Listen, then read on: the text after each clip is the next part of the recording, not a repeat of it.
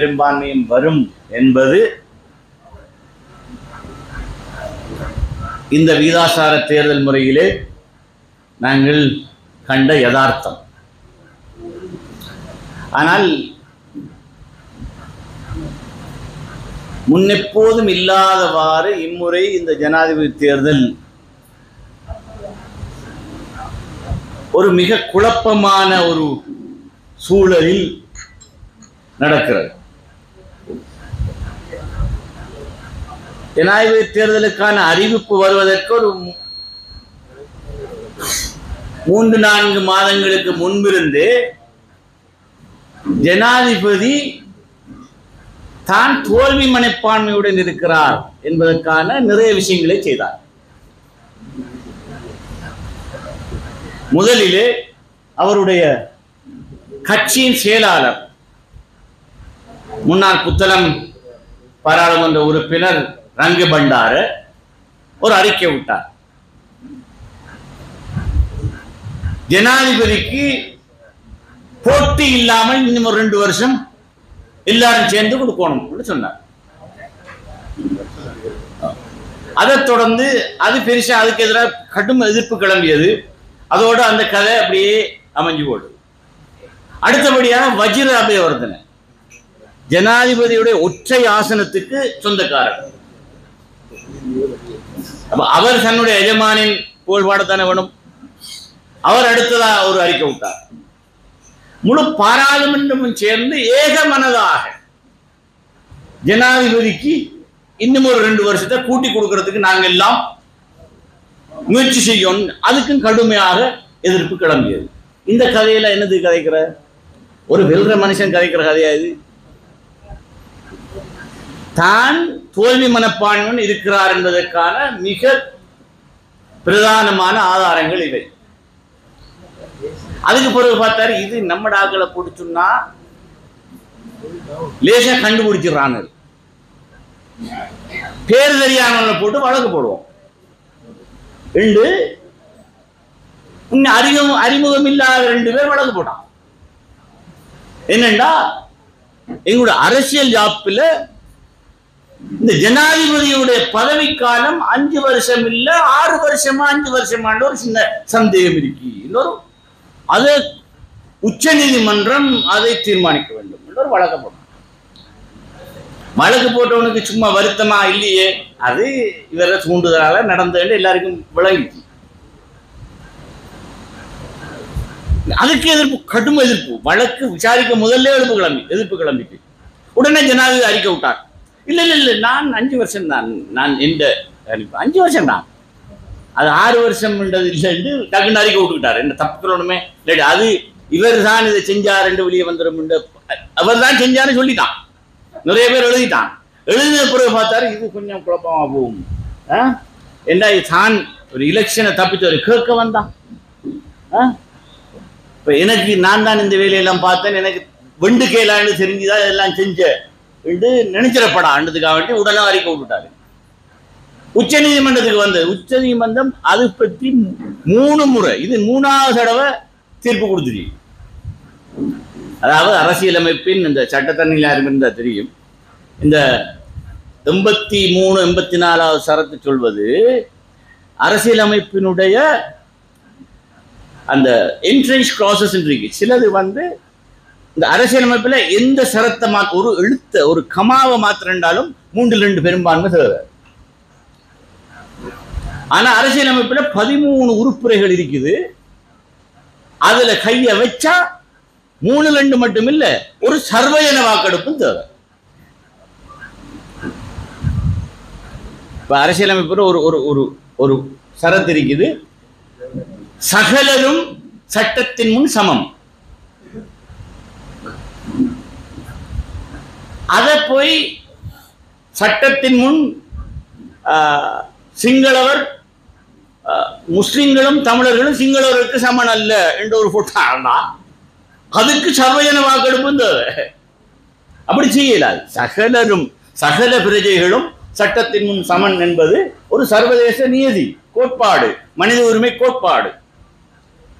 அப்ப அதெல்லாம் மாத்திர அப்படி 16 சரத்திரி அதெல்லாம் மாத்திரண்டா அதுக்கு 3-2 இதுல என்னன்னா இந்த போன முறை நாங்க இந்த ஜனாதிபதி பதவி காலத்தை 5 வருஷமா குறைச்சு 6 வருஷத்துல இருந்து 5 வருஷமா குறைச்சு. அதுவும் இந்த ரணில் அவர் என்னன்னா அவர் குறுக்கு வழியில ஜனாதிபதி வாரத்துக்கு ஒரு பார்த்த வேலைன்னு அது ஏண்டா இந்த மைத்ரிபால சிறிசேன 2வது தடவை ஜனாதிபதி தேர்தல் நடத்த விடாம இவர் அந்த தேர்தலுக்கு போட்டி போடுறது அவர் 2 பேரையும் மூட்டி விட்டு மஹிந்த ராஜபக்சேயும் மைத்ரிபாலையும் மூட்டி விடுற வேலையை தான் முதல்ல இருந்து ஆரம்பிச்சார். அதுதான் குழம்பி அந்த 52 நாள் ஆட்சியை கொண்டு வந்து மஹிந்தையை கொடுத்தார். எல்லாம் ரணில் பார்த்த இந்த திருகுதால வேலைகள் இதுல கடுங்கடிக்காரன். அப்ப இந்த வேலை இப்ப இவர் இது நீதிமன்றம் 3 முறை சொல்லிட்டு இந்த 2 சரத்துக்கு இடையில அதாவது இந்த 84வது சரத்து சொல்லுது பாராளுமன்ற ஆயுட்காலத்தை 6 வருஷத்துக்கு மேல நீடிப்பதா இருந்தால் 3-2 சர்வஜன வாக்கெடுக்கும் போகணும். ஆனா அதை நாங்க போன முறை திருத்த நேரம் எங்களுக்கு சர்வஜன வாக்கெடுப்பு போகாமத்தான் திருத்தங்களை கொண்டு வரணும்னு கொண்டு வந்தது. இதுல 5 வருஷமா குறைக்கிறதுக்கு நீதிமன்றம் சொல்லிட்டு கூட்டத்தானேலாம் குறைக்கிறதுக்கு எழும் கூட்டுதான் பிரச்சனை. குறைக்கிறதுக்கு அனுமதியை கொடுத்துட்டான் 3-2 மட்டும் நிறைவேற்றுங்க. ஆனா இதுல 6 வருஷத்துக்கு மேல தான் ஒரு சர்வஜன வாக்கெடுப்பு தேவைன்றீங்க. ஆனா அந்த சரத்தையும் திருத்தா அதுக்கும் நாங்க சர்வஜன வாக்கெடுப்பு போகணும். அப்ப அதை அப்படியே விட்டுருங்கோ, அது தொட தேவையில்லை. இதுல சொன்னா போதும். அது நீதிமன்றம் 3-4 தடவை சொல்லிட்டு இது பிரச்சனையே அல்ல, இது சர்ச்சைக்குரிய விஷயமே அல்ல. ஜனாதிபதியுடைய ஆயுட்காலம் 5 வருஷம் தான் சொல்லிட்டு. ஆனா அதுல ஒரு குழப்பம் உண்டு. கடைசியில் என்ன செஞ்சாரு நீதிமன்றம் அதை தூக்கி வீசி போச்சு வழக்கு. உடனே அடுத்த கிழமை பார்த்தா அமைச்சரவையில் ஒரு பத்திரம் என்னது இந்த சரத்தில் இருக்கிற இந்த இந்த இந்த மாறுபாட்டை நாம திருத்தணும் என்று பாராளுமன்றத்துக்கு ஒரு சட்டம் உண்டு. தேவையில்லாத ஒரு வேலை மெனக்கெட்ட வேலை. ஆனா அவர் கொண்டு வந்தது என்னன்னா பார்லிமெண்ட் உள்ள எம்பி மாற விலைக்கு வாங்கி இங்க வாங்கடா உங்களுக்கு 5 வருஷம் இருக்கிறது 6 வருஷம் ஆகிக்கலாம். என்னண்டா பார்லிமெண்ட்ல உண்மையில வாயுக்காலம் இருக்கு, அடுத்த வருஷம் ஆகஸ்ட் வரையும் இருக்கு இந்த பார்லிமெண்ட்டுக்கு. இத நாம 6 வருஷம் ஆக்கிட்டோம்னா அவங்களுக்கு அடுத்த வருஷம் இல்ல அதுக்கு அடுத்த வருஷம் வரையும் இன்னும் 2 வருஷம் இருக்குது. ஜனாதிபதிக்கு 1 வருஷம், அவங்க 2 இதுக்கு எல்லாரும் வாயை புலந்துட்டு வருவானே ரெண்டு அதுக்கு ஒரு வழியை பார்ப்போம் தான் இதை கொண்டு வந்து போட்டோன்னு திருப்பி குழம்பிட்டு நாட்டில் உள்ள சட்ட வல்லுநர்கள் எல்லாம் கடுமையாக ஜனாதிபதியை விமர்சிக்க தொடங்கினார்கள். ஆனா இவர் சட்ட மூலத்தை கொண்டு வந்து விஜயதாச ராஜபக்ச ஊடாக அவர் தான் நீதி அமைச்சர். அவன் கேபினெட்ல ஆர்டர் எடுத்து போட்டு பார்லிமெண்ட்டுக்கு நான் சைன் பண்ணி போட மாட்டேன்னு சொல்லிட்டான். இது முக்கு வேலை, இது நான் செய்யலாம், கேபினெட்ல அப்ரூவ் பண்ணாலும் நான் சைன் பண்ண மாட்டேன்னு இவர் பலவந்தமா ஜனாதிபதி சைன் பண்ணி அதை போட்டார். பாருங்க வேலை.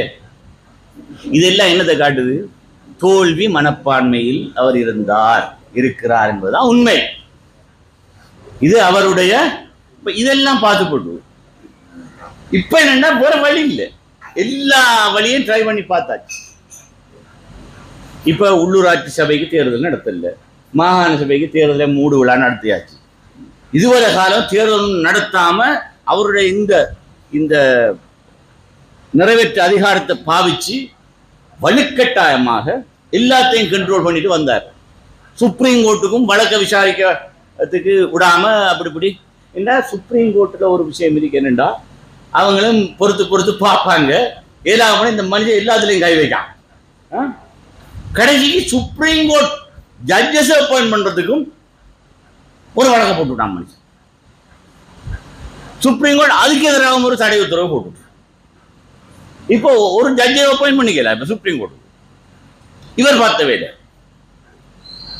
இந்த இப்படி சட்டத்தோடையும் அரசியல் சட்ட முறையோடையும் மிக மோசமாக மோதுகின்ற ஒரு ஜனாதிபதி என்பது இன்றைக்கு சட்டத்தரணிகள் மட்டத்தில் பரவலான ஒரு விமர்சனம். இவர் ஜேஆரை விடவும் கூடின ஒரு மிகப்பெரிய சர்வாதிகாரியாக ஒரு சீட் தான் பார்லிமெண்ட் இருக்கு. இந்த போட்டுவக்காரனுகள் கொஞ்சம் பேரை வச்சுக்கிட்டு இந்த சிறிகொத்தன்றது இவ்வளவு காலமும் ஒரு பாலடைஞ்ச ஊடு மாதிரி இருந்தது. ஜனாதிபதியான நாள்ல இருந்து சிறிகொத்தையை போய் பாருங்க. அப்போ அது பாலடைஞ்ச ஊடு, அது ஒத்தனும் இல்லை, ஒரு கட்சி வேலையும் நடக்கல. இவர் வந்த நாள்ல இருந்து இவருக்கு எலெக்ஷன் கேட்கணும்னா முதல்ல கட்சியை வளர்த்திருக்கணும், அது செய்யல. நீ கேட்டு பாருங்க அப்ப யார்ட்டையும் போய். இங்க எங்கேயாலும் அடிமட்டத்துல யூஎன்பி பிராஞ்சுகள் இருக்காண்டு, அங்க ஒண்ணும் கிடையாது. இவர் இப்ப சிறிகொத்தை எப்படின்னா ஒரு அனாதை இல்லமா மாறி இருக்கு. போட்டுவக்காரர்களுக்கு ஒரு அனாதை இல்ல, முழு போட்டுவில இருந்து வந்தாக்களுக்கு ஒரு சிறந்த அனாதை இல்லமாக இன்னைக்கு சிறிகொத்தை மாறி இருக்கு.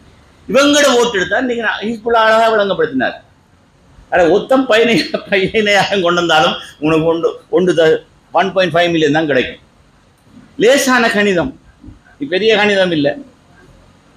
அனுரகுமார திசாநாயகி கடைசியா எலெக்ஷன்ல கிடைச்சது 3 லட்சம் ஓட்டு, 3 லட்சம் சொச்சம். இவருக்கு கிடைச்சது 2.5 லட்சம். சஜித் பிரேமதாசி கடந்த ஜனாதிபதி தேர்தலில் கிடைச்சது 5.5 மில்லியன், 55 லட்சம். 14 மில்லியன் ஓட்டர்ஸ் இருக்காங்க. குறைஞ்சது 7 மில்லியன் வந்தா 50%. குறைஞ்ச வாக்கு வீதம் வந்தா அதை விட குறையும்.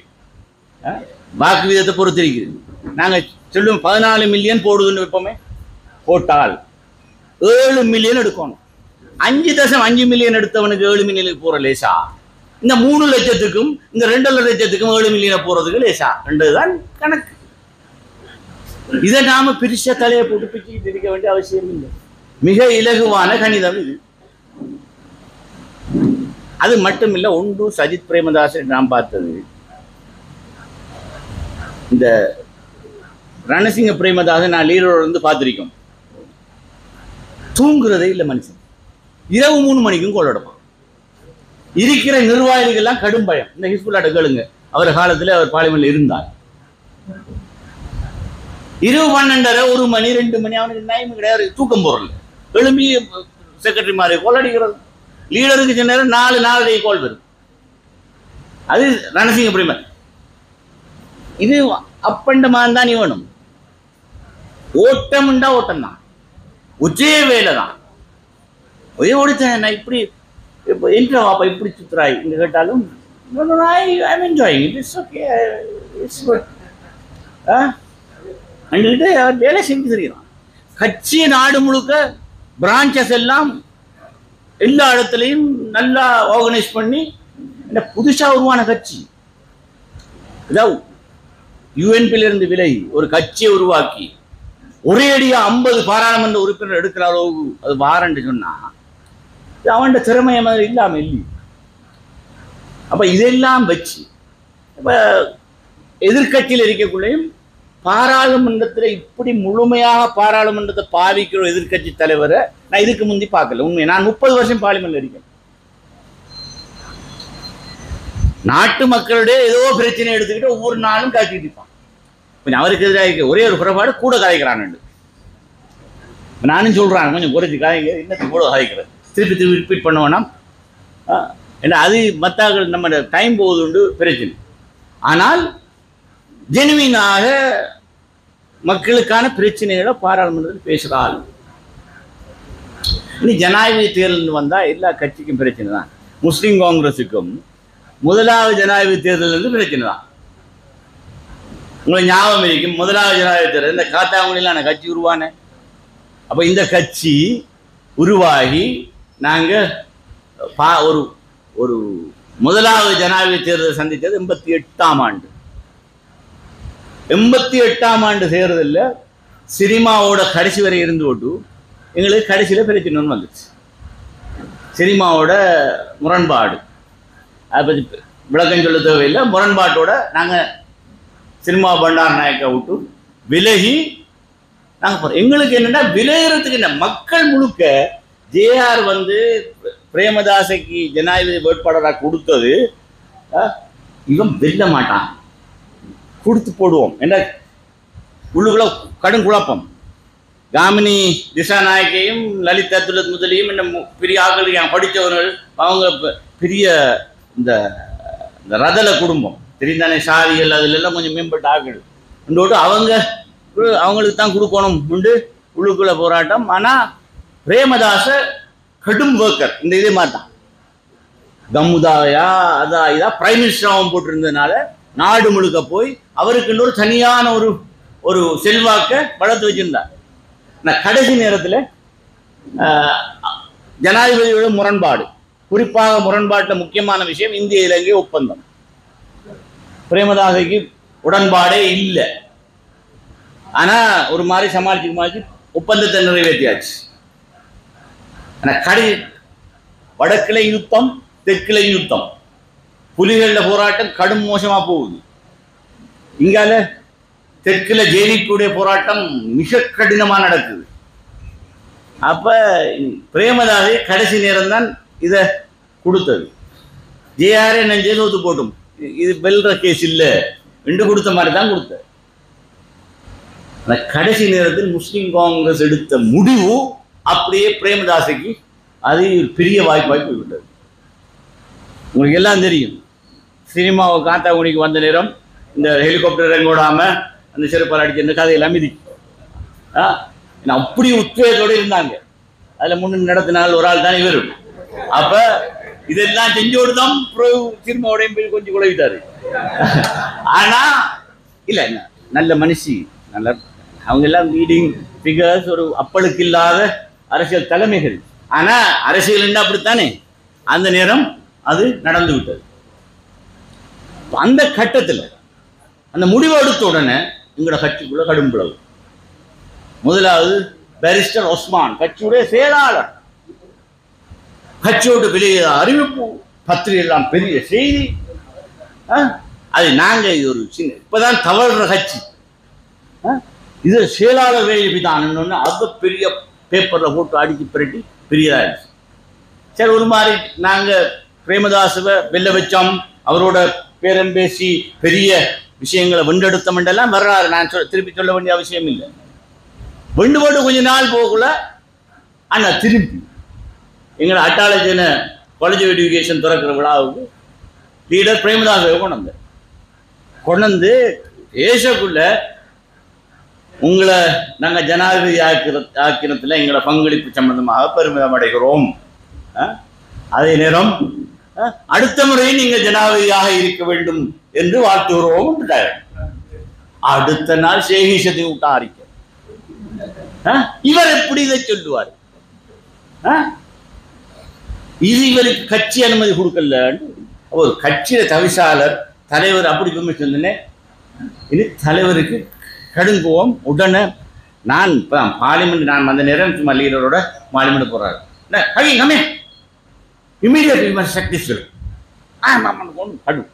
என்ன தலைவர்கிட்ட 2-3 பண்புகளை நான் கண்டிருக்கேன். அவர்கிட்ட தலைவர்மார்கிட்ட கோபம் வரக்குள்ள அது நேர்மை ஈனமான கோபமா இருக்கப்படாது, நேர்மையான கோபமா இருக்கும். உண்மையிலேயே என்னோட வந்து காய்ச்சிருக்கலாம் தான். இது என்னது பத்திரிகை கொடுத்து ரிஷி லீடர், நான் உங்களோட கருத்தோட உடன்படல என்றதை பேசலாம் தானே. ஹைகமாண்டிக்கு கூட்டம் கூடுறோம், அடுத்த ஹைகமாண்டில் நீங்கள் இப்படி பேசியிருக்கிறீங்க, இது பேசின சம்பந்தமாக எனக்கு விமர்சனம் இருக்கு. நான் இதில் உடனே அறிக்கை விட்ட உடனே அது லீடருக்கு அவருக்கு நேர்மையான கோபம் கொண்டு வந்துச்சு. உடனே அதிலிருந்து தான் தவிசாளருடைய நீக்கம் ஆரம்பிச்சது. நாங்கள் எவ்வளோ தடுத்து பார்த்தோம் லீடரை, ஒரு பேச்சுங்க இல்லை. அது அப்படி நடந்துச்சு. இப்படி எல்லாம் வரலாறு இந்த கட்சியில் எல்லாம் இந்த பிரசிடென்ஸோட சம்பந்தப்பட்ட விஷயம். தப்பித்தவரையும் ஒருத்தரை சும்மா வாழ்த்தினாலும் கட்சிக்குள்ளே பிரச்சனை வர மாதிரி நிலைமை தான் கட்சிக்குள்ளே இருந்தது. இப்படியான பல நீண்ட வரலாறு. இதற்கு பிறகு எந்த காலத்திலேயும் 1000 கதையை சொல்லலாம். அதுதான் இல்லை பிரச்சனை. இன்றைக்கு நாங்கள் ஒரு தீர்மானத்தை எடுத்து அந்த தீர்மானம் சம்பந்தமான கொஞ்சம்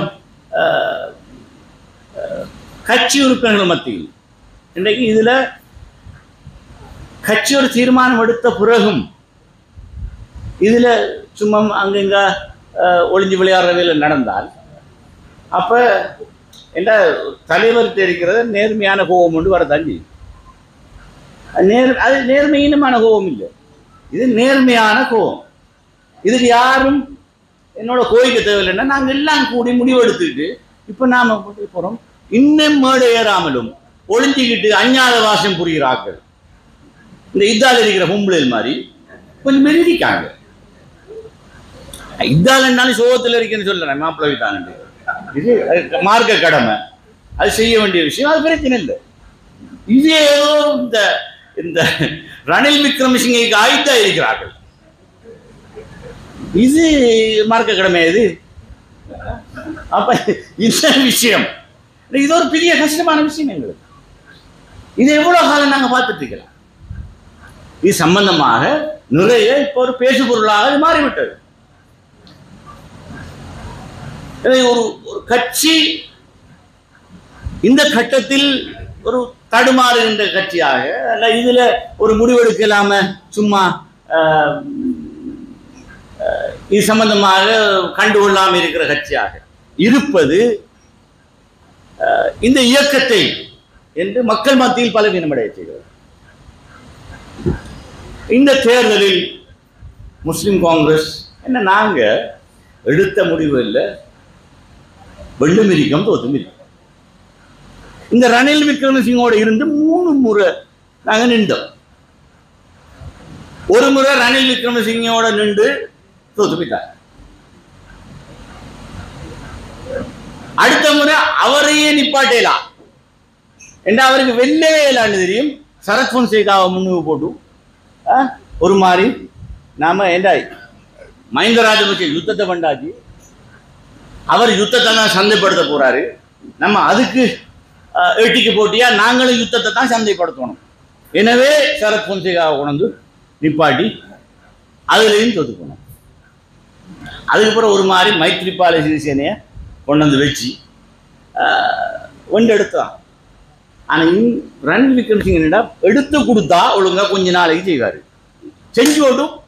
அது முழு டேர்மும் நிற்க மாட்டார், இடையில எங்கேயாலும் திருப்பி கொடுத்துட்டு வருவார். இப்பயுமே தான் நடக்க போய் இப்போ இவர் டேர்ம் முடிஞ்சு 2.5 வருஷத்துக்கு மேலே செஞ்ச வரலாறு கிடையாது.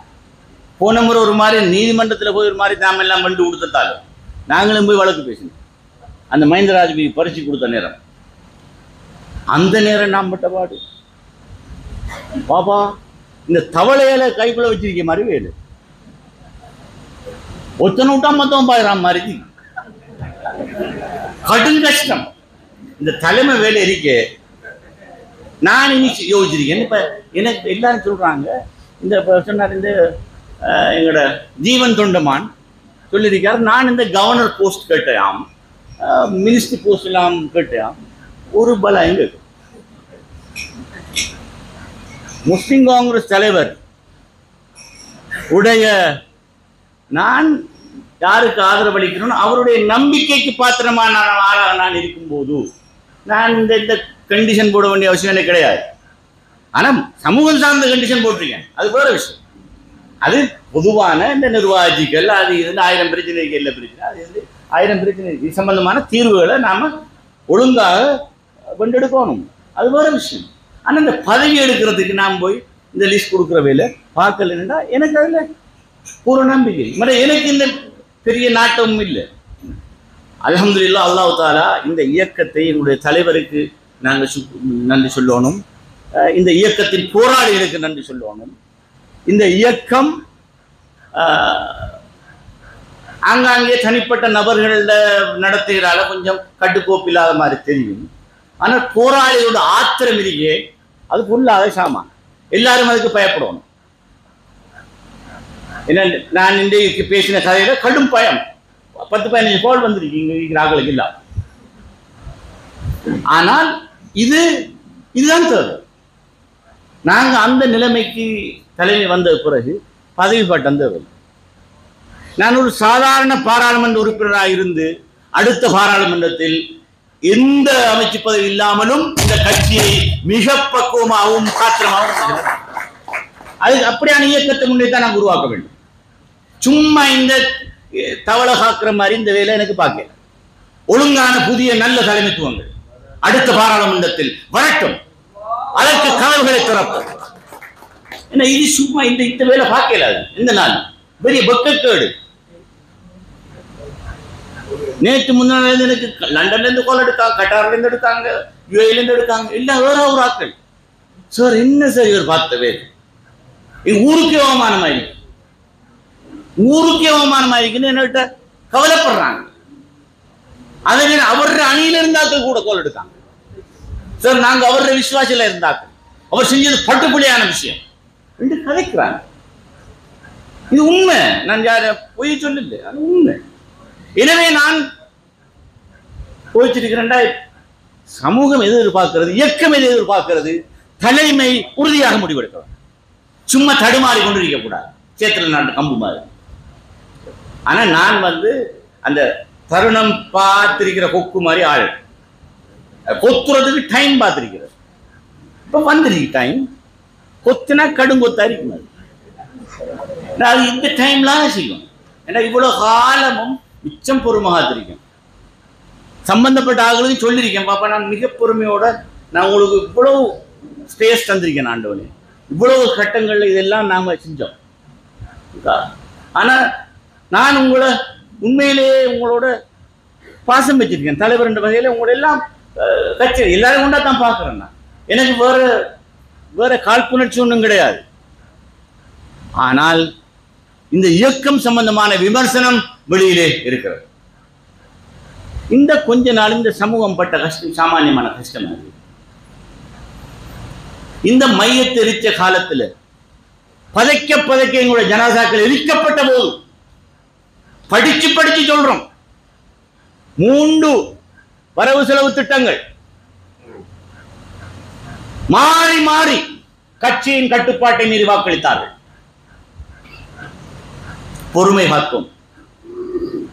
காத்தோம். அடே ஜனாசா இருக்கிறாங்கடா, அடே பதுவா செய்ய வேண்டாம், சமூகம் செய்யாதுங்கடா கிஞ்சினம். நாங்க அபிவிருத்தி காசுங்களுக்கு போய் அது நாங்க எடுக்கணும் செய்யணும்.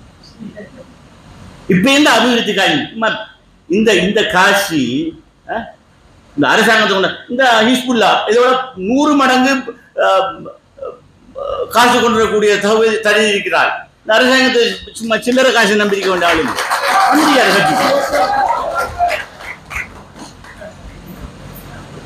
இது என்னன்னா இந்த ஜனாதிபதி இது என்ன ஒரு அப்பமுடி சொத்தா இது? இந்த காசு இவ்வளவு எங்கட வரிப்பணத்துல நாங்க கொடுத்த காசு, அதை வச்சுக்கிட்டு இவர் இப்ப பங்கு கொடுத்துருக்கிறார். இதை வாங்குறதுக்கு நீங்க நக்குண்ணி ஆக்கள் மாதிரி பின்னால சுத்திக்கிட்டு பார்க்குற வேலை. இப்போ நேற்று முன்னாலே எனக்கு வார கோரண்டா எங்களோட குந்தராத்துக்காரன் கொஞ்சம் கருத்துப்படுத்துறாங்க. சார் கொஞ்சம் பொறுத்துக்கங்க, ஒரு கிழமை நான் உங்களை குந்தராத்துக்காரன் நீங்களும் இந்த கட்சியில எல்லாம் எங்களை போட்டு பிச்சு திங்கானு எந்த நாளும் சரி மேடையில் போனா பட்டக்கும் என்ன கேட்கல, எனக்கு வெக்கம் இல்லையாது. இந்த நிலைமை தொடர முடியாது. இவ்வளவு காலம் பொறுமை காத்திருக்கிறோம். மையத்தை எரிக்கும் போதும் எல்லாம் கையை தூக்கி இருக்கிற போதும் உங்களுக்கு அனுமதிச்சதுக்காக நான் இவ்வளவு விமர்சனத்துக்குள்ளாக இருக்கிறேன். உங்களை என்ன கண்டுகொள்ளவில்லை, அவர் பழி கட்சி விட்டு வெளியே வீசவில்லை உண்டு. இந்த கட்சிக்குள்ளாக கடுமையாக எழுதுவாங்க கொஞ்சம் பேர், அவங்களையும் நான் கடிஞ்சு கொண்டிருக்கிறேன்டாப்பா. கட்சியை கொண்டு பயிரங்களை போய் மாணவங்கப்படுத்தாங்கடாப்பா, இண்டாவாப்பா இப்படி எழுதுறீங்க நீங்க, கட்சி எம்பி மாதிரி தானே, சும்மா விடுங்கடா அவங்க கேட்டு சொல்லி. அது அந்த தண்டனை அந்த ஹுக்கும் ஒரு நாளைக்கு வரும், அதை விடுங்கோ, வார நேரத்துக்கு வரட்டும். இந்த ஹுக்குமுக்கான காலம் வந்து இப்ப நான் செய்யலண்டா, இனி எப்ப செய்யறது? இந்த கூட்டத்தை வச்சு இந்த சமூகத்துடைய அரசியலை செய்யலாமா எங்களால்? இல்ல நான் மனம் திறந்து கேட்கிறேன் உங்களிடம். இது நேர்மையான கோபம், இது நேர்மையினமான கோபம் அல்ல. இவ்வளவு அவஸ்தைப்பட்டு இருக்கிற ஒரு சமூகம் எப்போதும் தெரிஞ்சிருக்கணும். எனவேதான் நான் உறுதியோடும் மிக தெளிவான உணர்வோடும் எல்லா விஷயத்தையும் அந்த வல்ல நாயனிடம் பாரப்படுத்திவிட்டு இந்த பயணத்திலே நாங்கள் புறப்பட்டிருக்கிறோம். வெற்றி தோல்வியை பற்றி எங்களுக்கு கவலை இல்லை. இப்போ வெற்றிக்கான எத்தனையோ சாத்தியப்பாடுகளை பற்றி காய்ச்சாச்சு, அதை கலைக்கிறது எனக்கு தேவையில்லை. எத்தனை எலெக்ஷன் தோத்தும் இருக்கும். ஆனா சமூகத்தில தோக்க இயலாது. இந்த இயக்கம் சமூகத்தில தோத்தா பிறகு நாங்க அரசியல் செய்யறதுல அர்த்தம் இல்லை. உண்மையில சமூகத்திட்ட இயக்கம் தோத்தலான ஒரு பார்வைப்பாடு. நீ பாருங்க, நீ ஜேவிபி ஆரம்பித்து கதைக்கா என்ன வேணும் நமக்கு? அவரை பத்தியும் கதறி அவர் இப்ப பெருசா 20 கை ஊக்கினவனுல மன்னிச்ச கொடுத்த கதைக்கான். அவரு பார்லிமெண்ட்ல பேசின பேச்சிருந்தா போகுது. ஒவ்வொரு முஸ்லிம் தாயின் வயிற்றிலும் பயங்கரவாதம் வளர்கிறது என்று பேசினவர் அன்புகுமார் திசாநாயக்க. எல்லா முஸ்லிம் தாய்மார்களின் வயிற்றிலும் அவருடைய கருப்பையில் பயங்கரவாதம் உருவாகிறது என்று பார்லிமெண்ட்ல பேசினவன் அன்புகுமார் திசாநாயக்க. இல்லைன்னா அவன் சொல்லட்டும் பாப்போம். அதே மாதிரி அந்த இன்னொரு எம்பியும் பேசினது போடுறான், பிமல் ரட்நாயக். என்ன மோசமான பேச்செல்லாம் பேசினா இப்ப பிரிஷா அவங்களுக்கு பின்னால ஒரு கூட்டம் போகுது. எல்லாம் எங்கட கூட்டாளிமார் பார்த்தவே இல்லை. அவ்வளவுக்கு கோபம் இவங்களோட கை பார்க்கணும் நிற்காங்க. எனவேதான் இந்த பச்சோந்தித்தன அரசியல் முஸ்லிம் காங்கிரஸ் தேவையில்லை என்று அவர்களை எல்லாம் தூக்கி எறிந்து விட்டு புதிய ஒரு படையாக இந்த இயக்கம் புறப்படட்டும். அதுக்கு எல்லாம் வல்ல இறைவன் இந்த தேர்தலில் எங்களுக்கு எதிர்பார்க்கின்ற வெற்றியை தரட்டும். தராவிட்டாலும் அவனுடைய நாட்டமாக அது இருக்கட்டும். ஆனால் இயக்கம் வாழட்டும். இந்த இயக்கம் அழியாமல் பாதுகாப்பதாக இருந்தால் இந்த ஒற்றுமைத்தனமான அரசியல் இனிமேல் இந்த கட்சிக்குள் இருக்கக்கூடாது என்பதற்கான ஒரு தீர்மானமாகத்தான் இந்த தீர்மானங்களை நாங்கள் எடுத்து முன்னேறி செல்ல இருக்கிறோம். அதற்கு உங்களுடைய ஆசீர்வாதங்களை தருவதோடு இந்த இயக்கத்தை வெற்றி பெறச் செய்கின்ற எங்களுடைய தேர்வை இந்த சஜித் பிரேமதாச என்கின்ற ஒருவரை அவரை பற்றி ஒன்று சொல்லணும். சஜித் பிரேமதாச பற்றி நிறைய கதைக்கான இவரும் ஒரு இனவாதி என்பார். ஆனா 2 உதாரணங்களை சொல்றேன். இந்த மையத்தில் எரிக்கப்பட்ட போது நாங்கள் ஒரு கஃன் துணி போராட்டம் தொடங்கினோம். வெள்ளை துணியை கொண்டு போய் கணத்தை அந்த வேலியில கட்டுறேன். கூட்டமா போய் நாங்கள் எல்லாம் போய் கட்டினோம். இப்ப கட்டி போட்டு அடுத்த நாள் ஒரு கூட்டம் கொஞ்சம் பெருசா செய்வோம். அப்ப முஜிபுர் ரஹ்மான் வந்து என்னிட்ட சொன்னாரு, லீடர் நீங்கள் வாங்க போய் எங்கட லீடரையும் கொஞ்சம் இது கூப்பிடுவோம். ஏன்னா அவனுக்கு கொஞ்சம் பேர் இழுக்கான அங்கே எங்கால நீங்கள் வந்து கொஞ்சம் காய்ச்சா தான் அவர் கொஞ்சம் இல்லாட்டி அவருக்கு கொஞ்சம் ப்ரெஷர் கொடுக்கானுன்றாரு. அப்போ நான் போனேன் சஜித்துக்கிட்ட, முஜிபுர் ரஹ்மானை கூட்டிகிட்டு போனோடனே கேட்டு போட்டு இப்போ பக்கத்தில் இருக்கிற ஒருத்தர் அவர் முக்கியமான நாள் தான் வந்து ஒவ்வொரு கரண்ட் போய்க்குமே எத்தமா பார்த்தீங்கப்பா அவர் எடுக்காங்க, நீங்க செய்யுங்க, நாங்கள் உங்களோட இருக்கோம். என்னடா அவருக்கு இவர் இதை செஞ்சா இந்த சிங்கள மக்கள் மத்தியில் கொஞ்சம் வேறு மாதிரி பார்வை வரும். இந்த மையத்தை எரிக்கிற விஷயம் சம்பந்தமாக அவங்க ஏதோ இது சுகாதாரத்துக்கு மிக அவசியமான சாமான் என்று சொல்லி படத்தை காட்டி வச்சுக்காங்க தலைக்குள்ள. பச்சை பொய்யான விஷயம். எத்தனையோ நிபுணர்கள் சொல்லியாச்சு, முழு உலக சுகாதார நிறுவனம் சொல்லிட்டு அதை மீறி இவங்க மட்டும் இந்த நாட்டில் மட்டும் சமூகத்தை பழி வாங்குறதுக்காக செஞ்ச இந்த வேலைக்கு அதில் கொஞ்சம் பேர் அந்த கட்சிக்குள்ளேயும் இருக்கான் இருந்து இவரை கைப்பிடிச்சு என்ன எங்கள்கிட்ட சொல்கிறாங்க, leader not leave him alone, அவரை எடுக்க வேணாம், நீங்கள் போய் செய்யுங்களா, நாங்கள் உங்களோட இருக்க முடிறாங்க. நான் சொன்னோம் ஹீ மஸ்ட் கம், இல்லை திஸ் இஸ் நீங்கள் எங்களோட நிற்கிறீங்கன்றது எங்களுக்கு பெரிய தைரியம், வாங்கணும். கொஞ்சம் யோசிச்சாரு. நான் ஏக கமன் நானே மத்துமா एक कमन नहीं मैं तुम्हाला साधारण नहीं இல்லைமா மே அபராதம் மே கரண வேடி நான் அப்படி மங்கணும் வந்து நின்றான். அது பெரிய விஷயம் இல்லையா? அது அவன் கட்சியில முக்கியமான ஆள், நான் பேரை சொல்ல மாட்டேன், மிக முக்கியமான ஆள் போனான்னு சொல்லிட்டான். தடுக்கக்குள்ள இல்ல நான் போத்தாம வந்து எங்களோட நின்று கணத்துக்கு முன்னால அது சம்பந்தமா ஆக்ரோஷமா பேசினார். அது முதலாவது விஷயம்.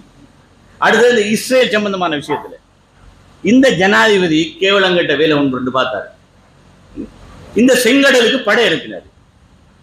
இந்த ஹூத்திகளுடைய தாக்குதல் நேரம் அந்த படை அனுப்பின வேலை எவ்வளவு கேவலமானது. நான் பார்லிமெண்ட்ல கேட்டேன், இந்த வெளிவிவகார அமைச்சர் பிரதி அமைச்சர் வந்த வெளியுறவு அமைச்சர் வாரல, அவர் முஸ்லீம் வந்தா மாட்டிக்குவார் என்ன கேட்டு அவர் முள்ள ஒழுங்கிட்டாரு. நான் ஒத்திவைப்பு பிரேரணையில கேட்கிறேன், நான் உங்களுக்கு வெக்கம் இல்லையா? இந்த அமெரிக்காட கூலிப்படையா நீங்க இருந்துக்கிட்டு அவனுக்கு இல்லாத படையா செங்கடலை பாதுகாக்கிறேன்டா. என்ன பெரிய ஏர்கிராஃப்ட் கேரியர்ஸும் அதுவும் இதுவும் உண்டு, பெரும் படையணை வச்சிருக்கிறார்கள். ஒரு one of the biggest navies in the world. சுத்தி இருக்கிற நாடுகளில் இவ்வளவு நேவல் போர்சஸ் இருக்கு. அவங்க பாதுகாக்கவே நீங்க உங்களோட சின்ன இந்த 2-3 இந்த டோரா படகுகள் அனுப்பி நீங்க என்ன அங்க என்ன நொட்டா ஊறீங்க. நீங்க உடுங்க இந்த கதை ஏன் தேவையில்லாத பாக்குறது. ஏன்னா இந்த அமெரிக்காக்காரனுக்கு போய் வாழ் முடிக்கிற. அப்ப நீங்க என்னதுக்கு இந்த வேலை பார்க்கணும்? அப்ப எங்க அரபு இருக்கிற இந்த நாட்டில் இருக்கிற எல்லா இஸ்லாமிய நாடுகளின் அம்பேசடர்ஸும் தனிப்பட்ட முறை பட்ட what is wrong with him? Why did you do this? Houthis ஒரு கண்டிஷனை சொல்றாங்க, நாங்க இஸ்ரேலோடு தொடர்புடைய எந்த கப்பலா இருந்தாலும் அவங்களோட ஏதோ remotely connected with Israeli ownership என்று இருந்தால், இஸ்ரேலி ஏஜென்சி ஒன்று இருக்குன்னு கண்டாலே அடிப்பம் கப்பலுக்கு அடிச்சாம்ப ஒரு 10 பண்ணி கப்பலுக்கு. அதோட உலக சந்தை படுமோசமாக பாதிக்கப்பட்டது. இப்ப அதுக்கு இவங்களுக்கு தேவை எங்களையும் சும்மா போய் கேட்டுக்கணும். சும்மா ஒரு இந்த பகடையா தான் நாங்க போனேன், அங்க ஒன்றும் நாம செஞ்சு கிழிக்கிறது ஒன்றும் இல்லை. அதுக்குள்ள இவங்க போன சும்மா அந்த ஷோ காட்டு ஏன்னா அங்க அமெரிக்கா காட்டணும் நாங்க உங்களோட இருக்கோம். கேவலங்கிட்ட வேலை இந்த மற்றவர் இந்த என்ன வெளிநாட்டு வேலை வாய்ப்பு அமைச்சராக இருந்து தூக்கறிஞ்சிருக்காங்க மனுஷனானேக்காரன். அவர் அப்பாவி அப்பாவி பலஸ்தீனர்கள், காசாவில் இருக்கிற பலஸ்தீனர்கள் கூலி வேலையாட்களாக இஸ்ரேலிய பண்ணைகளில் வேலை செய்தார்கள். அவங்களோட வேலை கூலி வேலை. நிறைய பேர் ஆயிரக்கணக்கான பலஸ்தீனர்கள் கூலி வேலைக்காக போறது. பெரிய ரோட் பிளாக்ஸ் இருக்கும், அதுக்குள்ளால பூந்து இந்த பாபாயசுக்குள்ளால பூந்து தான் போகணும். எல்லாத்தையும் செக் பண்ணி போட்டு உரி விடுவானுங்க, அதுக்கு புறம் போகலாம். இப்படி போய் வேலை செஞ்சு வார சொச்சத்துல குடும்பத்தை வாழ வைக்கிற நிலைமையில இருந்த காசா மக்களுடைய யுத்தத்துக்கு பிறகு அவங்களோட வேலைக்கு வர நின்று வைத்து, அப்ப அந்த இடைவெளியை நிரப்புறதுக்கு இங்க இருந்து வேற நாடுகள் பெருசாக பங்களாதேஷ் அனுப்ப மாட்டான், இந்தியா அனுப்பல, இவங்க அனுப்பலன்னு இவங்க பாஞ்சு விழுந்துட்டு அதுல போய் பங்கு கேட்டு அதையும் பொக்கெட்டுக்குள்ள போட்டுக்கிட்டாங்க. ஒத்தனை அனுப்புறதுக்கு 1 மில்லியன் ரூபாய் சம்பாதிச்சவன தான் பெரியானல் எல்லாரும். இந்த கேவலங்கட்ட வேலையை செஞ்சார் அரசாங்கம். ஏன்னா அப்பாவி சிங்களவர்கள் நாட்டுப்புற சிங்களவர்களுக்கு வாழ வழி இல்லை. இப்ப என்னது போய் யுத்தத்துல செத்தாலும் பரவாயில்லடாப்பா, இந்த உக்ரைன்ல சாகுறாங்க கொஞ்சம் பேர். என்ன வேற வழி இல்லாம அவ்வளவு பாட்டி அது அந்த லெவலுக்கு கொண்டு வந்திருக்காரு இந்த ஜனாதிபதி இந்த நாட்டை. இது பெரிய பொருளாதாரத்தை மீட்டன்னு சொல்றதுக்கு அங்க மீட்ட மண்ணங்கட்டி ஒன்றும் இல்லை. போலியும் எல்லாம் இல்லாம போன கதை சொல்லி சொல்லி அவரை கதை போகுது. இப்ப இவ்வளவு வெளிநாட்டு உதவி என்ன இந்தியா இந்த நாட்டுக்கு உதவி செஞ்சு $4 பில்லியன் கொடுத்துருக்கு. காப்பாற்றுறதுக்காக பல வகையிலையும் உதவி செஞ்சாங்க. இந்த பொருளாதாரம் சம்பந்தமான நிபுணர்கள் உள்ள ஒரு குழு எங்களோட இருக்கு, சஜித் பிரேமதாசோட இருக்கு. இன்னைக்கு ஹர்ஷெட்டி சில்வா, எரான் விக்ரமராட்ன, கபீர் ஹஷீம் எல்லாம் well recognized economists. They are capable of handling this economy, right? Sajith Premadasa தனியாளாக செய்யல, எங்கள்கிட்ட இருக்கிற பலமான பட அது இன்றைக்கு பிசினஸ் கம்யூனிட்டிக்கு தெரியும், சர்வதேச சமூகத்துக்கு தெரியும். அப்ப இது பெரிய மாயாஜால வித்த மாதிரி, இவருக்கு மட்டும்தான் தெரிஞ்ச மாதிரி, அவர் மட்டும்தான் நாட்டை காப்பாத்தின மாதிரி. இது என்ன கதை? அதெல்லாம் சும்மா பூச்சாண்டி கதை. ஆனால் இந்த கட்டத்தில் ஒரு ஆட்சி மாற்றம் என்பது இந்த நாட்டிலே சட்டத்தின் ஆட்சி நடக்க வேண்டுமாக இருந்தால், சட்டத்தின் ஆட்சி கேள்விக்குறியாயிருக்கு. நீதிமன்றம் சொல்ற ஒன்றையும் பின்பற்றார்கள். இவர் உச்ச நீதிமன்றம் ஆர்டர் போட்டா அதை இவர் கணக்கெடுக்காம இவர் சண்டைக்கு போற. இந்த ஐஜிபி அப்பாயின்மெண்ட் பச்சை பிழையான அப்பாயின்மெண்ட். அவருக்கு எதிராக குற்றச்சாட்டுகள் இருக்கு, வழக்குகள் இருக்கு. அப்ப இவர் தான் இந்த கோல்ஃபேஸ் திடல்ல போய் அவங்களுக்கு அடிக்கிறதுக்கு ஹெல்ப் பண்ணாங்க. அது சம்பந்தமான மனித உரிமை வழக்குகள் நிறைய இருக்கு, பார்த்திருப்பீங்க. அலரி மாலை முன்னுக்கு இருக்கிற போராட்டக்காரன் அடிக்கிறான் அவருக்கு. அவர் யூனிஃபார்ம் கழிச்சிட்டு வந்து கண்டுட்டாங்க. கண்டோடனே அவ்வளோ ஹோம், இவர் தான் ஊத்த வேலையெல்லாம் பார்க்குறேன். இவரை வச்சு சும்மா ஒரு போலியாக இந்த இந்த இந்த இப்போ நாங்கள் போதைப் பொருளுக்கு எதிரான போராட்டம் சும்மா இருக்கிற கொஞ்சம் பேர் ஏன்னா பெரிய பெரிய முதலெல்லாம் தப்பிடும், அங்கிருந்து நல்ல காசு பணம் எல்லாம் உழைக்காங்க, அது வேற விஷயம். இதுக்கு இல்லை, இது ஒரு சும்மா ஒரு போலி படத்தை காட்டிட்டு இன்றைக்கு இந்த எங்கேயாலும் போதைப் பொருள் இல்லாமல் போயிருக்கா, எல்லா இடத்துல எவ்வளோ இடத்துல இந்த ஐஸ் அது இது பிரச்சனை, எத்தனை ஸ்கூல்ல பிரச்சனை பண்ணி இதெல்லாம் நடக்கிறேன்னு தாரி யாரு காசு போகணுமான போயிட்டு தாரி. ஆனா ஒன்றையும் கணக்கு எடுக்கிறது. உயர்நீதிமன்றம் அந்த நியமனம் பிழையானது, எனவே அவர் ஐஜிபியா இருக்கலாது என்று ஆர்டர் போட்டாங்க. அதுக்கு இவர் பார்லிமெண்ட்ல வந்து இது நீங்க கான்ஸ்டிடியூஷனல் கவுன்சில் அரசியல் யாப்பு சபைன்னு ஒன்று இருக்கு, அவங்க தான் அந்த நியமனத்தை அப்ரூவ் பண்ண வேண்டியது.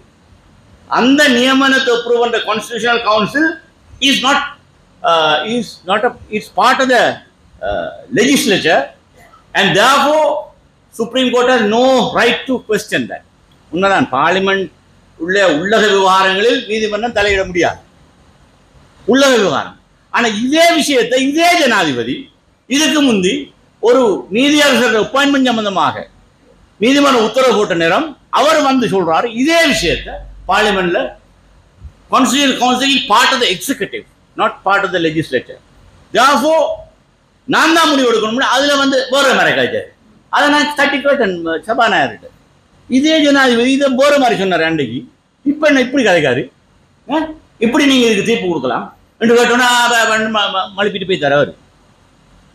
இதையெல்லாம் இன்றைக்கு பாராளுமன்ற பெரும்பான்மையை வச்சுக்கணும், இந்த முழு வலுவிழந்த பெரும்பான்மை, மக்கள் மத்தியில ஒரு சதத்துக்கும் கணக்கு எடுக்காத பெரும்பான்மை எப்போ வரி வைத்துட்டு அவங்களுடைய மக்கள் ஆணை அந்த அறகலையிலே பறிபோய்த்து இவங்க சும்மா போலியா தான் இருக்காங்க. இத்தனை பேர் ஊருக்கும் போய்க்கல, கொஞ்சம் பேருக்கு அவங்க தான் இப்ப இந்த அனாத இல்லத்துல போய் சேர்ந்திருக்காங்க சிறிகோத்தையில, அவங்களை அரவணைச்சிட்டு தான் இப்ப இவர் வெள்ளலாம் பெரிய கூடாம்பரம் காட்டி திரிகிறார். அதுக்கு இந்த எங்கட கொஞ்சம் கேசுகளும் போய் சேருதுன்னு பார்க்கக்கூட கூட கவலை அடிக்கி. இனி அவங்கள பத்தி நான் இனி கவலைப்பட தேவையில்லை, மக்களுக்கு உண்மை விளங்கினா சரி, என்ன யதார்த்தம் நிதர்சனம் என்றதை நாங்க பார்க்கலாம். இந்த நிலைமையில் சமூகம் ஒன்றுபட்டு நின்று நாட்டுக்கும் அது நேரம் ஊழல் சும்மா ஊழலா இப்ப நடக்குது. இந்த ஜனாதிபதியுடைய மேற்பார்வையின் கீழ் நடக்கிற மிகப்பெரிய ஊழல்கள் சாமானியமான ஊழல் இல்லை. ஒரு ஊழலை நான் நீதிமன்றத்துக்கு போய் இப்ப அண்மையில காட்டி நீதிமன்றம் இடைக்கால தடை உத்தரவு வழக்கு முடியும் வரை தந்திருக்கிறாங்க. நான் பர்சனலா போய் வழக்கு போட்டேன், என்ன நான் தனியாக போகப்படான்னு சொல்லி எங்களோட சம்பிக்க ரணவக்கையும் சுமந்திரனையும் கூட்டிட்டு வாங்கடா 2 பேரும் நாங்கள் போய் வழக்கு போடுவோம். என்ன பார்லிமெண்ட்னா அதற்கான எங்களை வச்சு நாங்கள் போய் இந்த அந்த விசா மோசடி விஷயத்தில் நாங்கள் இந்த கண்ட்ரோலர் இமிகிரேஷனை நாம கேள்வி கேட்கக்குள்ள கவர்மெண்ட் சைடில் உள்ளோம் எங்களை மேலுக்கு வராங்க. ஏண்டா எல்லாருக்கும் அங்க அதுல நன்மை கிடைக்கும். அப்ப நான் இந்த விஷயத்தை நீதிமன்றத்தில் சொன்னேனே, நீதிமன்றம் 2ஆம் பேஜுக்கு இடம் இல்லை, அரச சட்டவாய் சொன்னதை எல்லாம் தூக்கி வீசி போட்டு no we are giving an interim order, case is continue until the end of the case. ரோபோட்டா இப்ப நான் அடுத்த கிழமை நாங்க போறோம் நீதிமன்றத்தை அவமதித்த குற்றத்துக்காக அமைச்சரையும் செயலாளரையும் கண்ட்ரோலரையும் நீதிமன்றத்துக்கு முன்னால கொண்டு சொல்லிருக்கீங்க. சும்மா மோசடி இல்லை, $2.4 பில்லியன் அடிக்கிறதுக்கான வேலையை செஞ்சாங்க. நீதிமன்றத்துக்கு மிக துலாம்பரமாக நாங்கள் எல்லா விஷயத்தையும் புள்ளி விவரங்களோட எல்லாம் காட்டிக்கிறோம். அது போதாளுக்கு வார உல்லாச பயணிகள் தொகை 60% வீழ்ச்சி. ஒவ்வொரு உல்லாச பயணம் $25, சாமானியமான விஷயம் இல்லை. அதே கம்பெனி இதே இவங்க கொந்தரா செஞ்ச அதே கம்பெனி பேங்காக்ல, அதாவது தாய்லாந்துல இருந்து இந்தியாவுக்கு போறதுக்கும் மலேசியாவில் இந்தியாவுக்கு போறதுக்கும் $1 தான் சார்ஜ் பண்றாங்க இதே வேலையை செய்யறதுக்கு. ஆனால் இந்தியாவில இருந்து இலங்கைக்கு வரண்டா, மலேசியாவில இருந்து இலங்கைக்கு வரண்டா $25. எப்படி அடி? எப்படி அடி? ஒரு உல்லாச பயணியிட இருந்து $24 அடிக்கிற அடிதான் 2.5 மில்லியன் இப்போ வரான் டூரிஸ்ட். அது பெருக்கி பாருங்க. அப்போ இது 16 வருஷத்துக்கு போனா என்ன கதை? இது பரம்பரை சுருட்டுற வேலை ஒன்று பார்த்தாங்க. இதைத்தான் நீதிமன்றம் முன்னால கண்ட உடனே இது ஓப்பன் அண்ட் ஷட் கேஸ் இந்த ஒரு முடிவுக்கு வந்துதான் அந்த இடைக்கால தடை உத்தரவு வழக்கு முடியும் வரை நீடிக்கட்டும். வந்து காரணம் சொல்லுங்க சொல்லிருக்கான். இதுக்கு இப்ப அதை செய்யாம இழுத்தடிக்காங்க. இப்ப ஏற்பட்டு போனீங்கன்னா பெரிய நீண்ட கியூல டூரிஸ்ட் நிற்காங்க. ஏன்னா அவங்களுக்கு ஆன்லைன் வீசா, அதாவது ஒன் அரைவல் வீசா மட்டும் தான் கொடுக்குறாங்க. ஏன்னா அவங்களுக்கு அந்த ஆன்லைனுக்கு மறுவா மாற்ற இல்லாது. மொபிட்டல்ட ஏழிய பிளாட்ஃபார்முக்கு மாத்துங்கன்னு நீதிமன்றம் உத்தரவு போடுது. இவங்க அதை செய்யாம இழுத்தெடுப்பு செய்யறாங்க. ஏன்னா ஆட்சி மாற்றம் கொண்டு வரும், அப்ப நாங்க திருப்பி இதெல்லாம் செஞ்சுக்கலாம். அங்க ஒரு மண்ணங்கடி நடக்காது. இவங்க எல்லாம் சிறைக்கு போக வேண்டி வரும். நான் மிக தெளிவா சொல்லியிருக்கிறோம். சும்மா விட மாட்டோம் இந்த வேலை. ஏன்னா இது ஒரு பொதுவான விஷயம். நாட்டினுடைய பணம் சூறையாடப்படுகிறது. நாட்டுக்கு கிடைக்க வேண்டிய பணம். மொபிட்டல் நிறுவனம் $1 செய்ததுன்னு சொன்னதை இவங்க $25 அடிக்காங்க. ஒரு இடைத்தரகர் கம்பெனி ரெண்டும் வச்சு மிக தெளிவாக இந்த விஷயங்களை நீதிமன்றத்துக்கு முன்னால் நிரூபித்திருக்கிறார். மக்கள் வங்கி கொள்ளை எப்படி பெரிய கொள்ளை, யார் கவனிப்புகளை நடந்தது எல்லாரும் தெரிஞ்ச விஷயம். எப்படியும் எலெக்ஷன் வரக்குள்ள இப்படி பெரும் கொள்ளை ஒன்று செய்கிறார், செஞ்சு எலெக்ஷன் நடத்துறார். அந்த பணம் தான் இந்த எல்லா இடத்துலையும் தாராளமாக வீசப்படுகிறது. அதுல எம்பிமார் வாங்கப்படுகிறாங்க. முழுக்க ஹராமான காசு. அதை வச்சுதான் இன்றைக்கு எம்பிமார் விலைக்கு வாங்கப்படுகிறார்கள். இதுக்கெல்லாம் அவங்க வாய் சொல்ல வேண்டி வரும். மக்கள் விழிப்பாக இருக்க வேண்டும்.